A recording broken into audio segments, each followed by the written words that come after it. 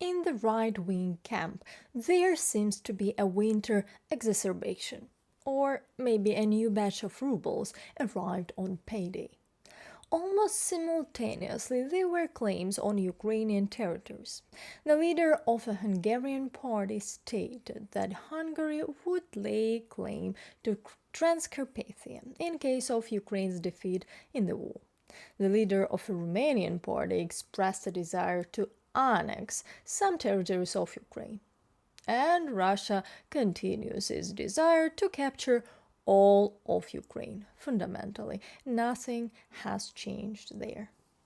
I'm Maria Drutska, and today we will discuss this as well as progress of Russians in eastern part of Ukraine, about Russia's announcement of creating a new nuclear strike simulator, and what can happen if you are an engineer creating a missile that targets your neighbors and, as it turns out, relatives. But let's discuss everything in order. Laszlo Tarotsky, the leader of the Hungarian far-right party Mi Hazán, stated that Hungary would lay claim to Transcarpathia in the event of the cessation of Ukraine's statehood as a result of the war. Tarotsky also mentioned that his party advocates for an immediate ceasefire and peace and agreement through negotiations. Like negotiate with Russians, give them, of course, all the territories that they have occupied, and maybe if you are lucky and they occupy also Transcarpathia, they will give it to you. Early in November 2022, on the occasion of Poland's Independence Day, which falls on November 11th, Tarotsky expressed a wish for Poland to again share a border with Hungary. He illustrated his tweet with a photograph taken after Hungary's capture of Transcarpathia in 1993. All these statements happened the day before Ukrainian Foreign Minister Kuleba is to meet tomorrow in Uzhgorod with the head of the Hungarian MFA, Szijjártó. This meeting is related to the preparation for the future visit of Prime Minister Orban to Ukraine, as stated by Ukrainian Deputy Prime Minister for European and Euro-Atlantic Integration, Olga Stefanishyna. This is very important for us. The Prime Minister was last in Ukraine in 2010, she said, in a country we barely remember. For me, it's crucial to see Prime Minister Orban in Kiev because he plays a complex role in making historic decisions for Ukraine. It is important for someone to see the country as it is seen by the world and Ukrainians.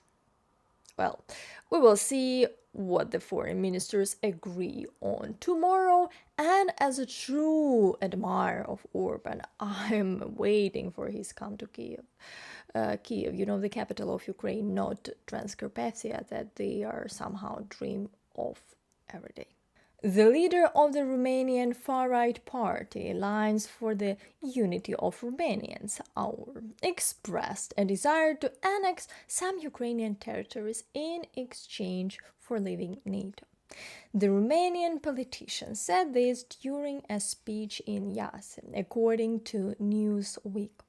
He stated that he wants to renew relations with Russia if Moscow desires it. You know what's good? That these so-called leaders of a bunch of extremists decide nothing in the country. Yes, of course, it would be nice if they remain just a bunch of extremists and not, for example, one of them accidentally one day become the prime minister. I think Ukraine has enough of at least two representatives of NATO countries who periodically receive envelopes with Russian rubles. No, really. Who do you think you are? I mean, I'm not an expert on Romanian parties, but I've never heard of him before. So I've read about him and couldn't find any particular notable work experience apart from being a journalist and even a marketing director at some editorial office. also on his pages there were promotions of members of the Iron Guard, the former fascist party of Romania. Well, in general, he got his moment of fame. Now everyone is talking about him today, but I think that's where his fame ends. The main thing is that his statement does not reflect the position of Romania itself. Before I continue, guys, I want to thank all of you who send coffees on Buy Me a Coffee and become patrons. Subscribe to my Twitter page where I post regular updates about the situation in Ukraine, and to my Instagram where I show the daily life in Ukraine. Russia is creating a nuclear explosion simulator to prepare its troops for combat in such scenarios, as reported by Stars and Stripes with reference to Russian media. The simulation of a nuclear bomb with a mushroom cloud effect will allow Russian troops to train in combat after a radioactive explosion. This technology is intended to improve the quality of training of the ground forces units for combat operations in the conditions of nuclear weapons use.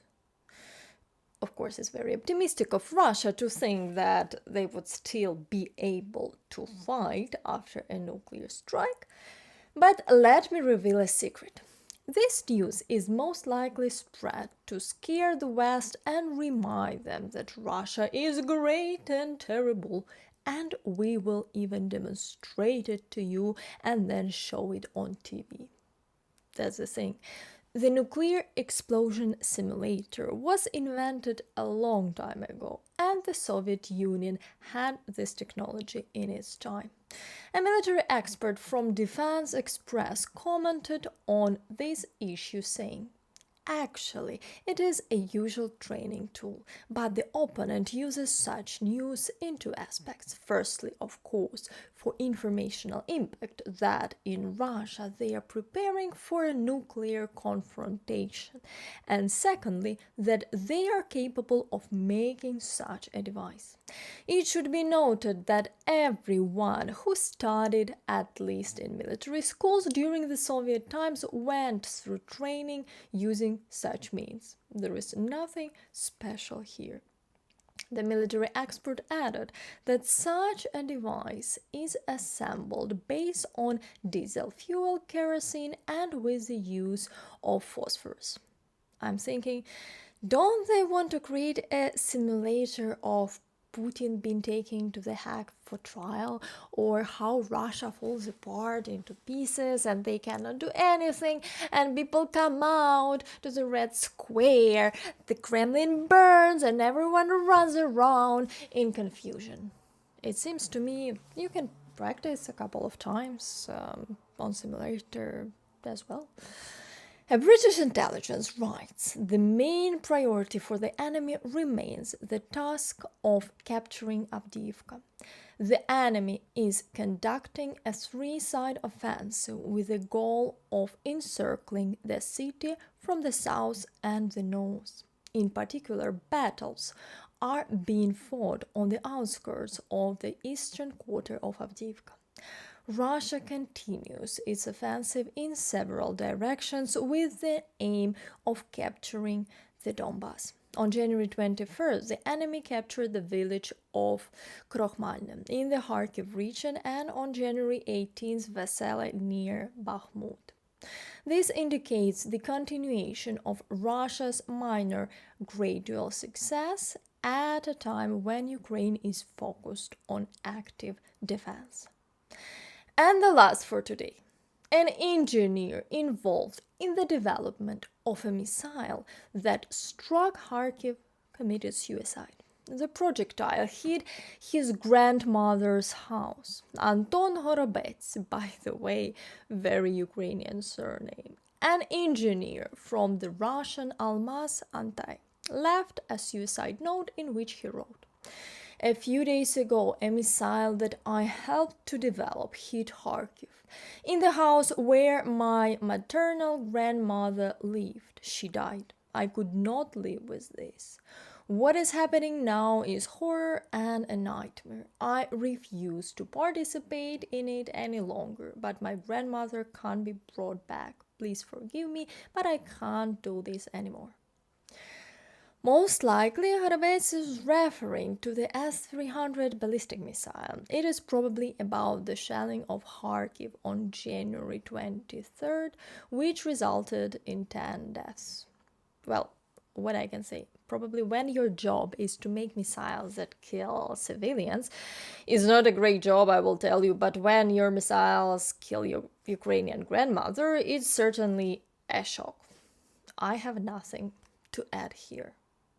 That's it for today, and I want to thank all of you who supporting Ukraine, watching Ukrainian content, liking my videos, guys. Subscribe to my Twitter and Instagram, and if you like this video, you can support the channel's development on Patreon or buy me a coffee. See you soon, and Slava Ukraini!